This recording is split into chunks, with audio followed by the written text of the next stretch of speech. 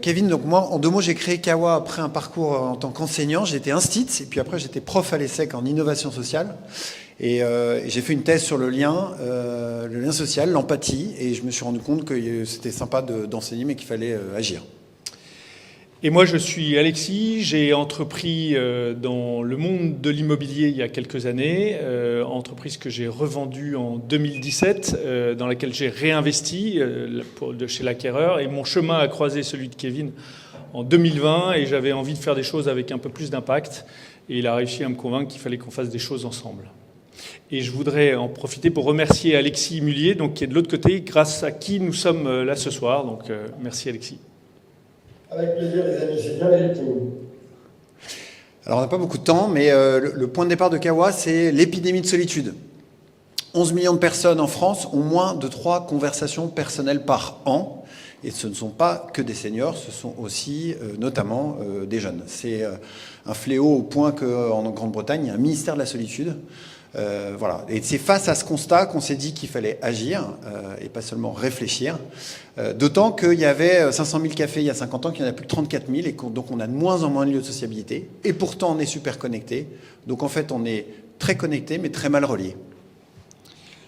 Alors, qu'est-ce qu'on fait pour essayer de régler ce fléau? Ce que s'est dit, c'est qu'il fallait qu'on crée des lieux pour créer du lien à tous les étages. Les étages, c'est la génération, les étages, c'est les cultures, et donc le côté socio-culturel. Et donc l'ambition qu'on a, c'est de réunir tout le monde le plus souvent possible pour partager des choses et mieux faire société. Donc concrètement, un Kawa, c'est quoi? C'est une multitude d'activités, une multitude d'usages qui normalement ne sont pas dans un seul lieu. Donc c'est un café, hein, a priori ça... Kawa, mais c'est aussi de la restauration, c'est beaucoup d'événements organisés de manière participative. C'est pas nous qui organisons les événements, c'est des associations, des voisins, des acteurs locaux. C'est des bureaux partagés principalement dédiés à des acteurs de l'économie sociale et solidaire. Vous verrez que c'est ce qu'on veut faire aussi à Marseille. Une dimension numérique, parce que le numérique c'est pas un ennemi, hein, c'est un moyen aussi de faire des choses. Et puis le cas échéant, des habitations partagées intergénérationnelles. Alors Kawa, c'est une entreprise de l'économie sociale et solidaire, agréée ESUS, et on a commencé à se développer déjà dans plusieurs endroits. Il y a 2 lieux ouverts à Paris. Le premier est avenue Daumesnil. Certains d'entre vous, dont Norma, connaissent. Merci Norma, est venue à plusieurs reprises. On a ouvert dans un autre lieu qui est un ensemble de bureaux qui s'appelle le Lumière, et 4 autres projets sont en cours. Un à Lille, un à Marseille, et on compte sur vous, et 2 autres à Paris, un dans une résidence senior et un autre dans un lieu culturel qui s'appelle le Lucernaire. Alors Marseille, c'est une affaire de rencontre, parce que Kawa c'est toujours une affaire de rencontre. D'abord la rencontre avec Marion Binachon, donc, qui est notre associé, qui malheureusement ne pouvait pas être là ce soir, qui habite à Marseille et qui va donc porter le projet. C'est une affaire de rencontre aussi à des acteurs locaux qui nous ont dit qu'il manquait de bureaux. Je pense à Singa, par exemple, et pas mal d'acteurs qui étaient à Coco-Velten. Je ne sais pas si vous connaissez ce lieu qui donc a fermé, qui était une occupation temporaire. Et en rencontrant aussi la ville de Marseille, tout ce petit monde nous a dit en fait il manque un lieu central pour accueillir l'écosystème Impact et ESS. On parle d'impact territorial, donc on est bien là-dedans. Et il se trouve qu'on a trouvé le local. Il est 36 rue de la République. On a signé un bail. Et on est prêt à ouvrir à quelques détails près. On va revenir sur les détails. Donc on a signé un bail avec Primonial sous quelques conditions suspensives, et notamment celle de trouver les financements nécessaires. Mais vous allez voir, on a pas mal progressé sur ce sujet. À quoi va ressembler le Kawa marseillais? Ça sera un lieu hybride, c'est 1000 m², une partie destinée au bureau, plutôt au monde de l'économie sociale et solidaire, et un lieu qui jouerait le rôle d'une place de village dans le village, c'est-à-dire un café, restaurant, événementiel, dans lequel tout le monde est invité à venir et venir participer, organiser des événements, en tous les cas pour créer ce fameux lien social. Et si tout va bien, effectivement, ouverture à la fin de l'année 2024.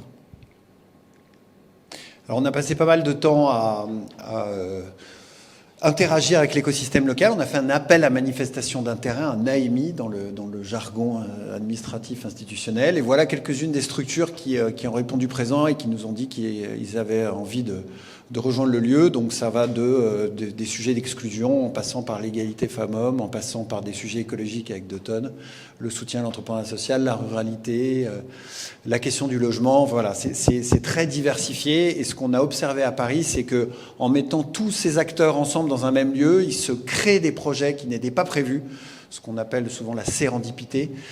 Et nous, on croit vraiment à cette sérendipité parce qu'on l'a vu à l'œuvre et on a vu des projets se faire parce que ces acteurs étaient dans les mêmes bureaux. Donc il y a à peu près 60 postes qui sont pré-réservés par toutes ces structures sur les 90.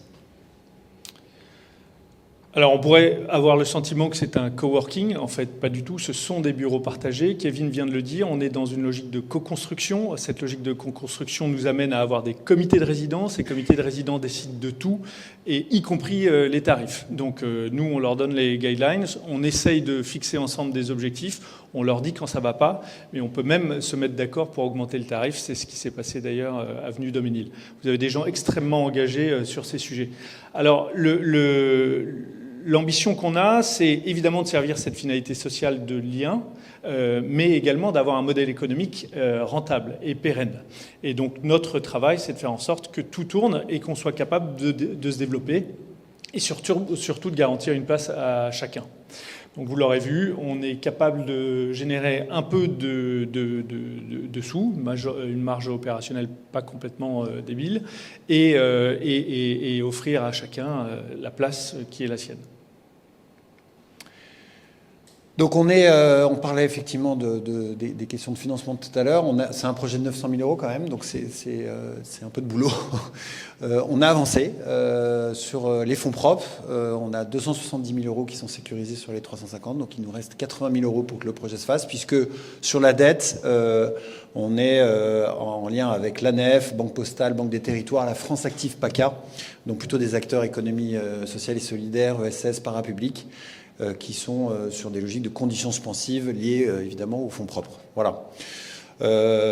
Donc c'est un tour de table qu'on essaie de finir pour pouvoir lancer le projet.